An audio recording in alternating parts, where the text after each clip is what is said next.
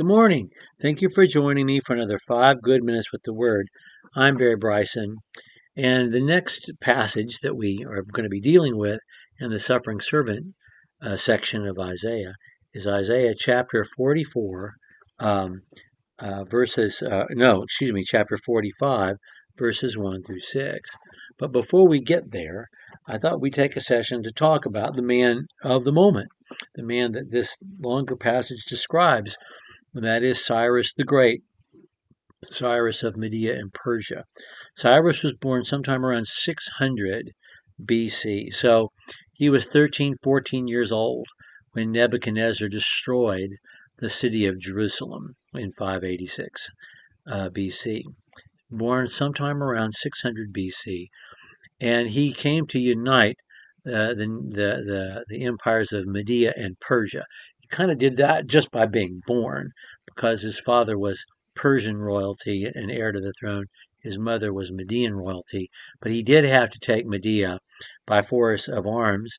And in his brief lifetime, he lived to 70 years. I guess it's not a brief lifetime in ancient times. He died in 530 BC. And in his lifetime, he established the largest empire in terms of square miles the world has ever known, the Persian Empire. Those who followed him, those Persian kings who followed him, were basically running on the fumes of his success until they weren't anymore, until Alexander kind of took everything away from them during the establishment of his empire, which he never got to enjoy. Herod the Great is aptly named. He's one of the great men of human history. He is a singularity in ancient history. He is an enlightened man.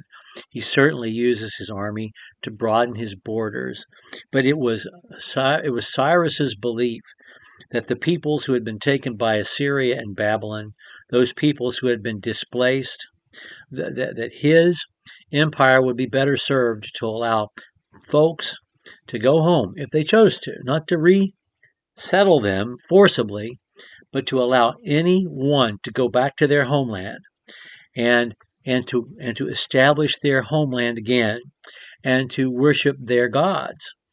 And to that end, he issued his decree in 539, freeing all the peoples so that folks who wanted to go back could go back, and they were free to practice their religion. They were not going to have to follow the Zoroastrianism of Persia. That was not going to be forced upon them, although he didn't convert to any other religion. Among those peoples and the most successful, clearly, are the Jews. And this decree, as it applies to the Jews, is recorded at the very beginning of the book of Ezra. In the first year of Cyrus, king of Persia, in order to fulfill the word of Yahweh by the mouth of Jeremiah, the Lord stirred up the spirit of Cyrus, king of Persia, and he sent a proclamation throughout all of his kingdom, and also put it in writing, saying, "Thus says the king of Persia, Yahweh, the God of heaven, has given me all the kingdoms of the earth, and he has appointed me to build him a house in Jerusalem, which is in Judah. Whoever is among you of all his people, may his God be with him. Let him go up to Jerusalem, which is Judah, rebuild the house of the Lord, the God of Israel. He is the God who is in Jerusalem. And every survivor at whatever place he may live, let the men of that place support him with his silver and gold, goods and cattle, together with a freewill offering for the house of God in Jerusalem." And then at the end of the chapter, he returns all the riches of the temple that the Babylonians have taken. And it's just powerful to me that they knew where they were and that they had, they had the list of them and were able to hand them back, but they did. And that list is given at the end of the book of Ezra. Well, it is well known, and we have available to us an actual, document of Cyrus's decree in 539. So Ezra is recording the cylinder that went to the Jews, and it's clear even from the text where Cyrus says God, Yahweh is God in Jerusalem. that Cyrus is not declaring Yahweh as the one true God, but as the God of the Jews, and he's respecting him as such, and respecting their right to live in their homeland and to worship their God, which is what he did for all peoples.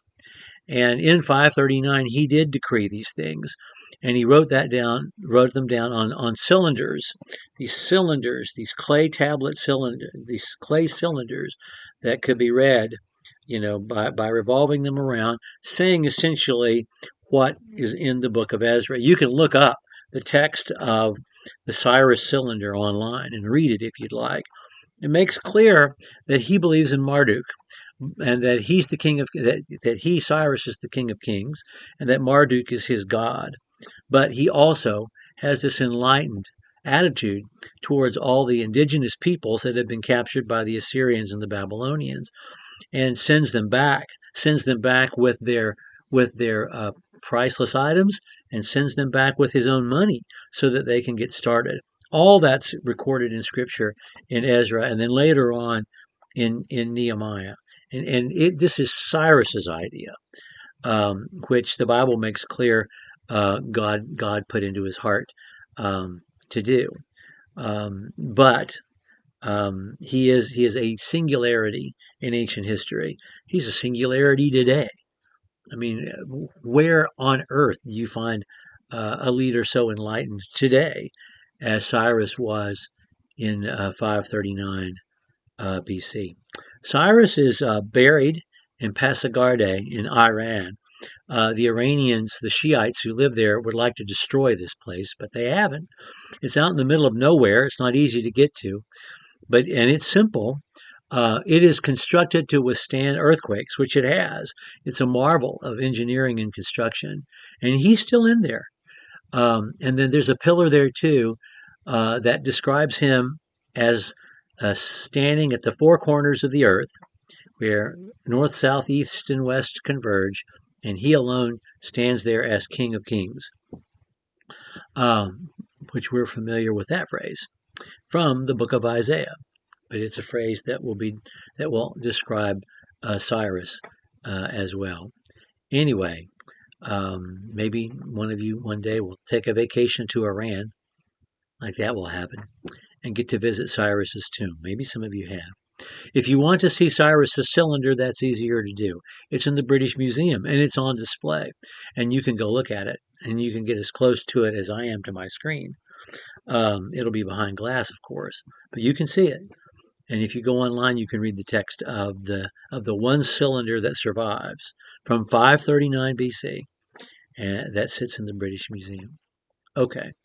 Thank you for giving me 8 minutes now to geek out about one of my heroes of history, and we'll pick up with chapter 45, verse 1 next time.